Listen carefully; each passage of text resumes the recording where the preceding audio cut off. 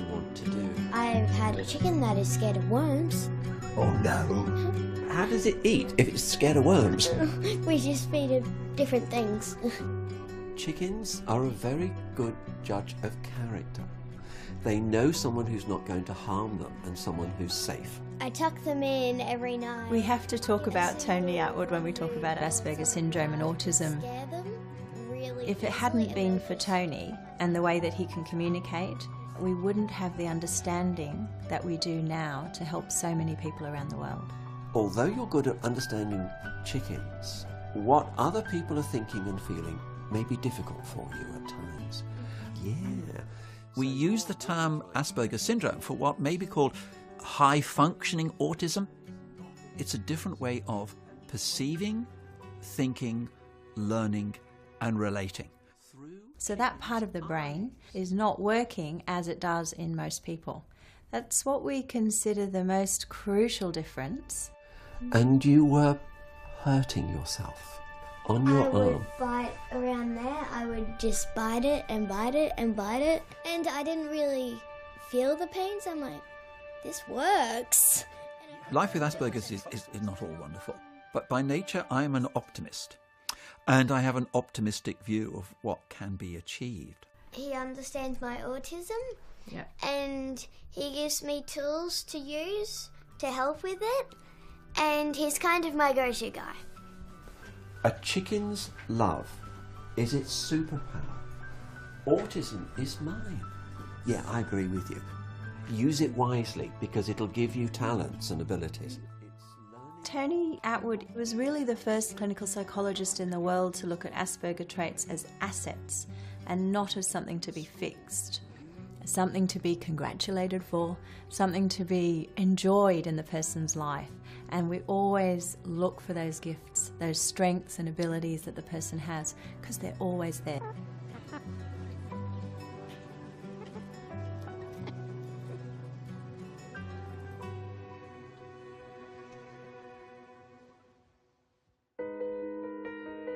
I think people with autism are incredibly brave in just coping with life, coping with the challenges, not just the social and the conversational, but to just get your thoughts and feelings across to other people.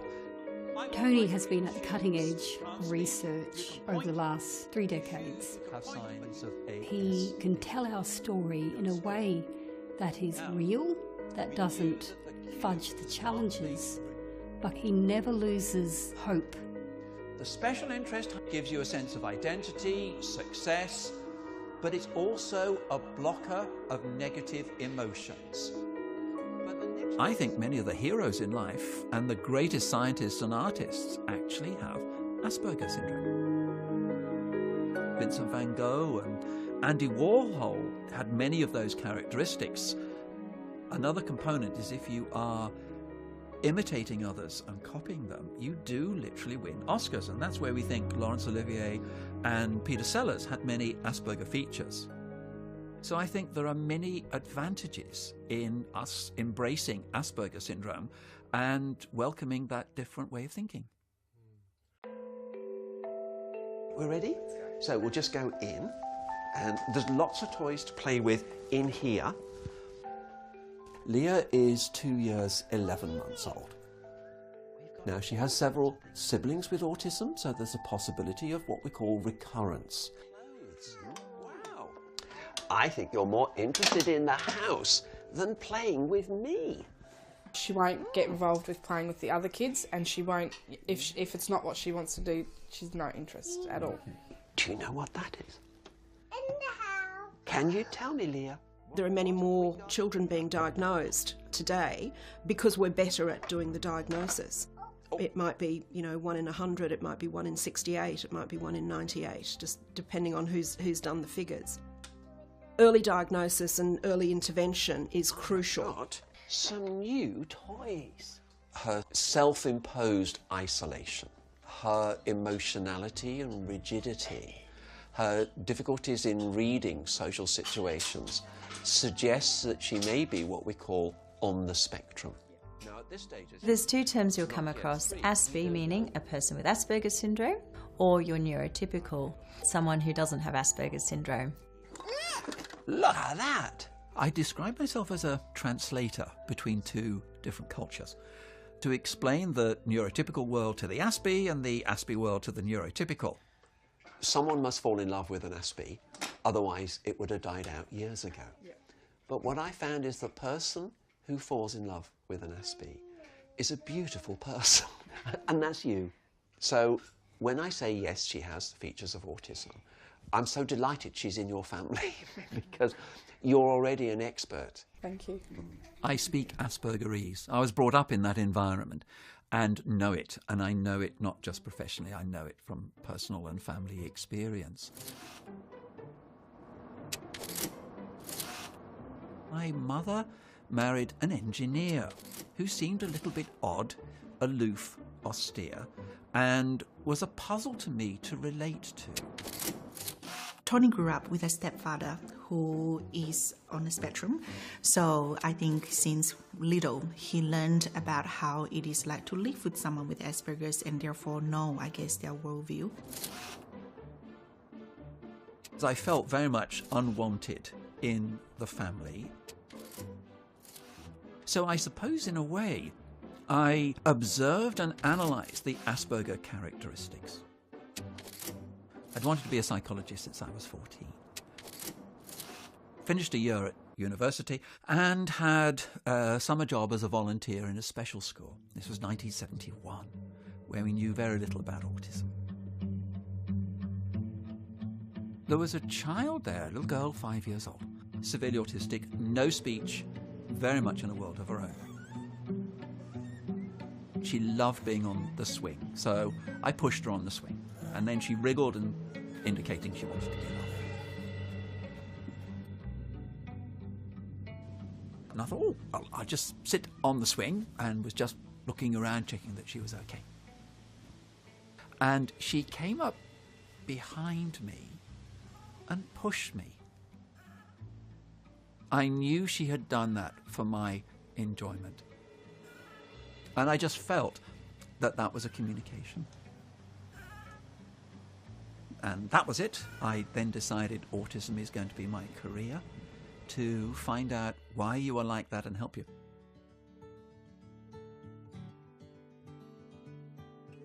I met Tony at a psychiatric hospital in the south of London. I was a student, he was working and also a master's student.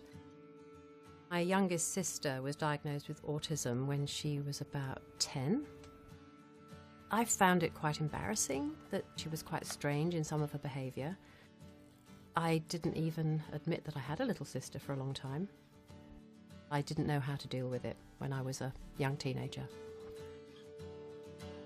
Meeting Tony was actually quite inspiring regarding my sister because he was so interested in her, so accepting of the whole family. I think it did put her in a new light for me. And in 1977, we ran off and got married. We had 3 children, and we had decided that we'd like to go overseas. We moved to Queensland. It was heaven. It's warm, and it's sunny, and it's so unlike Birmingham. Who's got the video camera out again? Daddy! Come on, kids, up the drive. I'll take a picture of you.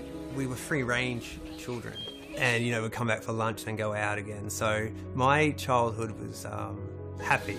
Got peanut butter. Yuck. Rosie. Yeah. Growing up in the Atwood household, Dad would often be studying, researching, reading up on things. When I was very little, apparently one of the first sentences that I would go around and say was, "Daddy doing the research, Daddy doing the research." Dad was very ambitious. I knew career was a big focus for him, and it required so much brain power and empathy power as well. I think it drained him, and I think having 3 small kids would have been quite difficult. William, no, it's Rosie's turn. It's my turn! We started to have a few problems with Will.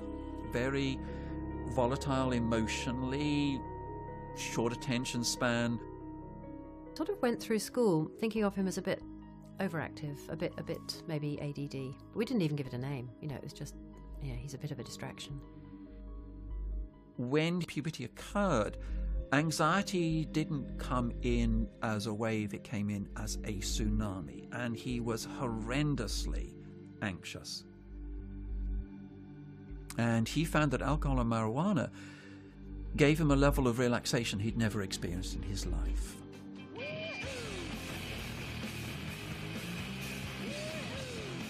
Dad saw his son doing well academically and socially, going to parties, having friends, not getting hooked on computer games. There was no real reason for him to worry or suspect anything was up with me. Yeah, well done, man. And he was very busy at that time writing the book. Tony Attwood wrote the definitive book on Asperger's syndrome that is regarded all over the world as the Bible in the homes of people that are living with and loving someone with Asperger's syndrome. I remember when I first met Tony. I was doing my Masters in Clinical Psychology, and Tony came in and gave a lecture on autism. And suddenly I was caught with the autism bug. I had to know more, and I haven't really got over it. Ever since a month ago... Michelle and I decided to start a clinic as a centre of excellence, not only in terms of diagnosis, but also in terms of treatment. I've had a very big mind change. We did the world's first therapy programs for anxiety, anger, depression and affection. One of the first things that we recognised was that there can be very intense emotions. I first met Virginia in 2008 when she was 9 years old, and I've been seeing her on a regular basis ever since. Tony said that it's a gift.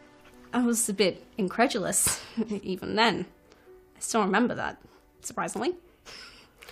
And I was, wow, so it's a gift, it's something to be celebrated, nurtured, not something to be destroyed or hidden.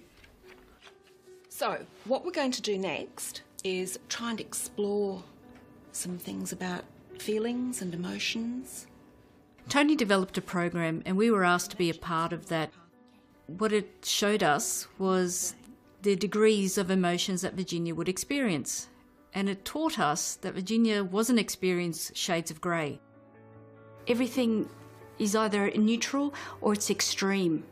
So if she feels happiness, she's about to burst. If she feels anger, you're looking at a volcano. Can you tell me someone that you really, really like or really, really love? Tony handed over his program to be evaluated, From 0 to 100. knowing that when you run a randomised controlled trial, you run the risk of finding that it is completely useless and it doesn't work at all. All right. Tony's program has become part of what is considered now best practice in working with children and adolescents with autism spectrum conditions. The program really helped us to be able to evaluate what is her happiness, what is her anger, what is her sadness. I had to teach her how to be able to read people's faces. And there was times saying, Virginia, can you see the person has tears? That means they're sad, they're really sad. Or when they're smiling, they're really happy. When Virginia got really angry, we learned to walk away, let her explode, then talk to her, because if you're trying to calm her down, it gets worse. I feel everything so acutely still, but knowing the cause of my feelings, I know how to react to that now. I know how to respond to it. I know how to hold it in until such time as is appropriate. Okay, guys. Now, who's going to go first? Love and friendship are the most important things in life. And for someone who has autism, who can't necessarily win love and affection, this can be a recipe for deep depression and huge anxiety about who you are, what's your place in the world, do you really fit in? You are a talented photographer, but I am concerned about your happiness and your sadness and feeling very depressed. I just don't want to be here in this world anymore. I don't know why I was born with ASD. It's really gotten to me. Yeah. Okay. People were coming in and saying that they were not getting better with the conventional programs. We decided to modify cognitive behaviour therapy for people with Asperger's syndrome. If you were going to portray your depression in photographs, what would be in the photograph? I don't know. Have a think about it. It's not dwelling on the depression, it's expressing it and getting it out of you, okay? Tony understands the pain and what it's like to be ostracised, what it's like to be bullied. People don't understand that, you know, if you see the boys, it's a non-physical disability, they get a lot of judgment towards them. It's actually unpacking it and listening and understanding how they feel, because it does, it's very raw. We found that the program was exceptionally helpful for the people who did it. They were coming out of their depressive episodes and finding a new meaning in life. Tony started to lecture, to provide public speaking engagements about Asperger's syndrome. He travelled a lot. It was huge. There was one year he went to America 5 times. And it wasn't just America, he went to New Zealand and Japan and the UK. At the moment that Dad, his career started to take off and he was, you know, getting more and more success and recognition, simultaneously, the family at home was struggling. At the age of 23, I was diagnosed with testicular cancer. I just had to focus on getting through it and getting better. Then, of course, I wasn't ready to deal with the repercussions or head back into real life, and I started experimenting with drugs, and that took a hold.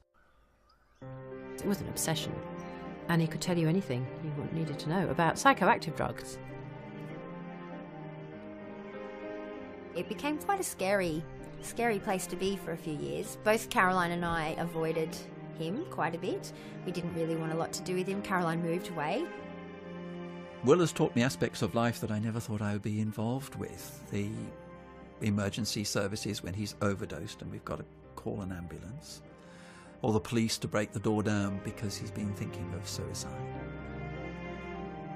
The way I described it at the time was he was in the cab of a massive, great semi-trailer and I'm trying to hold it back with a rope.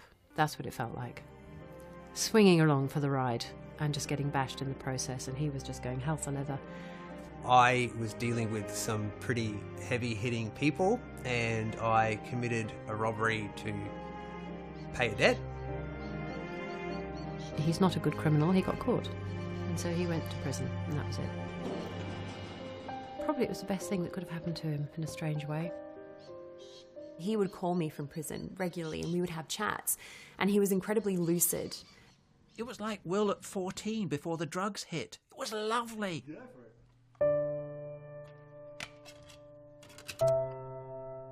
One Christmas when Will was in prison, Rosie, she was kind of keen for us to watch a video of all of us as kids. Wonderfully 80s, isn't it? Yes. Wowzers. It was just a scene of him walking down the beach with his dad and not wanting to hold Tony's hand. Go on, Willie. Oh, it's the spoil sport. I was trying to interact with him, but even at the age of 4, there was a barrier. And I start imitating him. And he's really very much in a world of his own. You try and engage him by doing something like kicking the water, Yeah. and he's not interested. He's very, very much got his own agenda. Rosie is a teacher of kids with autism, and we just turned to each other and said, he's Asperger's. It was a sort of a light bulb moment that we had. And so we started doing that thing, well, what about that time? And, oh my gosh, do you remember when he was... And, oh my goodness. He's getting a bit chaotic. We realised all of the patterns, the pieces of the puzzle were there. Can't open it. And if we'd only been able to sort of stand back, we would have seen, actually, he's doing all of these things because he very much fits the description of a child with ASD. Now, I can't diagnose my son, and I thought if anybody's going to give an objective opinion, it was Winnie. What you found? Will is someone who is very bright. He's very articulate, very smart, very quick to learn how to camouflage his difficulties. So he, in a way, distracted people away from his social discomfort by intellectually working ahead of what to do in a situation. You could say, well, why didn't Tony Attwood, the world leading expert on Asperger's syndrome, why didn't he recognise it in his own child? And I think it really was that it was too close to home, that when Will was a tiny little one, there really wasn't much known about Asperger's. And so Will went through most of his childhood into adolescence before anybody really knew what the characteristic signs were. Autism is a continuum. The severest form here and the mildest form here, Asperger's. And we began the discovery of it here. And over time, over the decades, we've moved along that line. He's up here, but when he was little, we only knew to here. So that's why we didn't pick it up.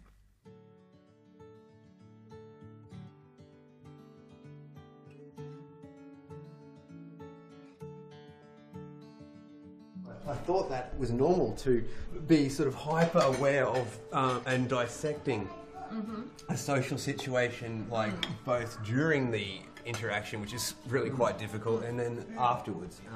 I don't hold it against him in any way, shape or form for failing to diagnose me. It seems to me that for whatever reason my Asperger's was much less pronounced when I was a child.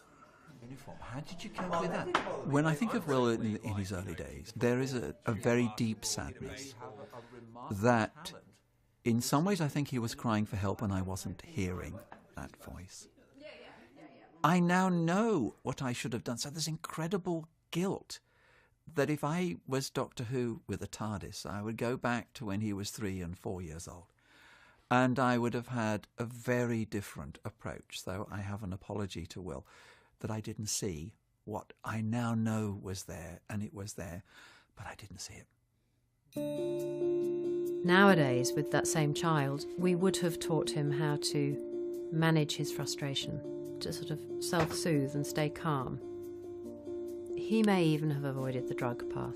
Who knows? We'll never know. These guys ground me so much. They really do. For a long time, I blamed a lot of my drug use on the cancer, whereas it was actually the Asperger's that I think was the core reason I was using. See that? How she's kind of like I feel like jail and struggling with drugs and alcohol prior to that has really helped shape my sense of identity. That was one of the first times I saw just how much my Asperger's could separate me from other people, and I also knew I needed to learn quickly and when in doubt, keep my mouth shut. Since the diagnosis, my relationship with my father has become so much stronger, and it's built on a mutual respect of me respecting his deep, deep knowledge of Asperger's and him respecting the fact that I have it. These social barriers and get close, but not breach them. I think he's going to need a lot of support. He's a long way into addiction and there's a long way out. Our main aim is to keep him alive in the hope that one day he will decide to change. If you could spend a moment in the world of autism, then you'd really appreciate how amazing it is that they keep going. So, what really helps when Tony chooses to share his story is that parents feel not so alone, that someone else is going through this, and that even the experts don't get it all right. I have a son with Asperger's, and when he got it, and it's expensive. I think it's cathartic for him to tell people and to now acknowledge it. He's comfortable with that now. He's like, no, we don't have any reason to feel ashamed of it or to hide it. I think for him, he thinks if this can help someone else, then it's almost atonement for not stepping in early enough, not seeing it. Okay, guys, that's it. See you next time. Okay, bye. My goal now, I suppose, is I've learned so much of it. I want to pass it on. And I want to pass it on to the next generation and the generation after that. Good to see you again. Okay, so just take a seat. Right, I've been looking forward to seeing you. I think in the future, some of our major problems will be solved by people with Asperger's, whether it be pollution, electricity, or whatever it may be, by somebody who thinks outside the box. In Asperger's, they say, what box? I think we need to embrace and encourage the particular abilities because our future is based on such individuals. I like animals, kindness, and making the world a better place. And in a way, is Asperger's syndrome the next stage of human evolution?